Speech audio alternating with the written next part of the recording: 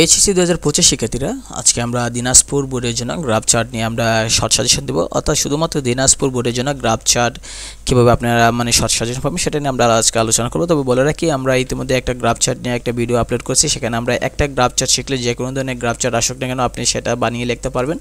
সেটা নিয়ে আমরা ইতিমধ্যে একটা ভিডিও আপলোড করেছি, সেখান থেকে আপনারা দেখে সেখান থেকে আপনার পিডিএফ ডাউনলোড করে নিতে পারেন। তো আজকে আমরা দিনাজপুর বোর্ডের জন্য টপ 7টা আমরা গ্রাফ চার্ট দেবো, সেটা থেকে কমেন্ট করার সম্ভাবনা বেশি থাকবে। তো এক নাম্বার হচ্ছে the number of mobile phone and internet users in Bangladesh. অর্থাৎ মানুষ যে মোবাইল ফোন এবং ইন্টারনেট ব্যবহার করতেছে সেটার উপর ভিত্তি করে।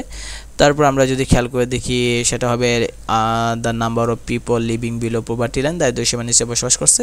চয়েস অফ প্রফেশন বা educated people in recent Times, মানে পেশা বাছাই করার ক্ষেত্রে শিক্ষিতদের ক্ষেত্রে, সেটা নিয়ে। তারপর আমরা যদি খেয়াল করে দেখি তাহলে আমরা দেখব যে আরেকটা ইম্পর্টেন্ট হচ্ছে সেটা হচ্ছে পপুলেশন গ্রোথ রেট, যেটা হচ্ছে জনসংখ্যা বৃদ্ধি, সেটা রোড অ্যাক্সিডেন্টস ইন বাংলাদেশ, সেটাও important. Young people changing Trends in past time, বর্তমান সময়ে যে ইয়ং পিপল যারা যুবকরা যারা অবসর সময় যে অতিবাহিত করছে সেটা নিয়ে একটা ইম্পর্টেন্ট। আরেকটা যদি আমরা খেয়াল করে দেখি সেটা হচ্ছে কি আপনার importance and uses of mobile phone, importance and uses of English, অর্থাৎ ইংরেজি শিক্ষা নিয়ে সেটা।